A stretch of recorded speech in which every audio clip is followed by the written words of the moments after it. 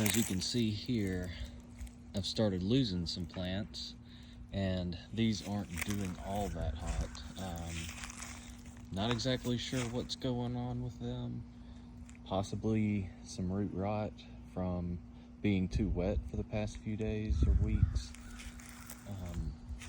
It was really dry, but I kept them watered.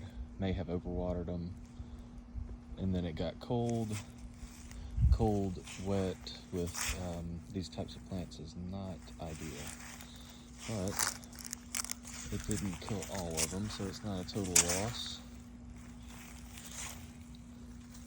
And this is the first year with this bed, which it usually takes a year or so for garden beds to kind of get established and get that microbial life growing to do well.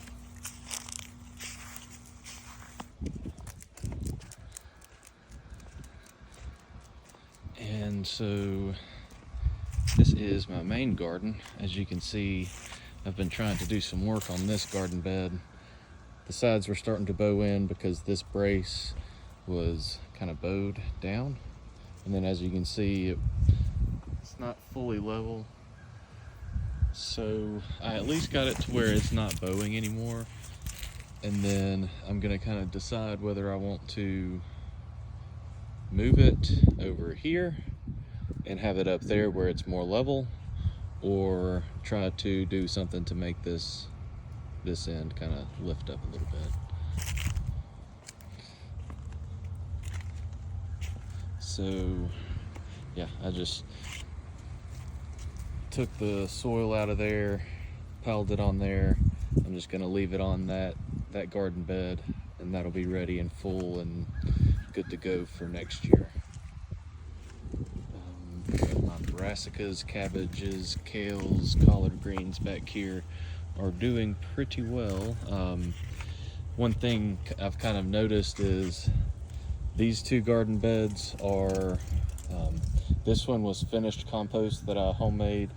This one I topped off with kind of unfinished, not fully finished compost.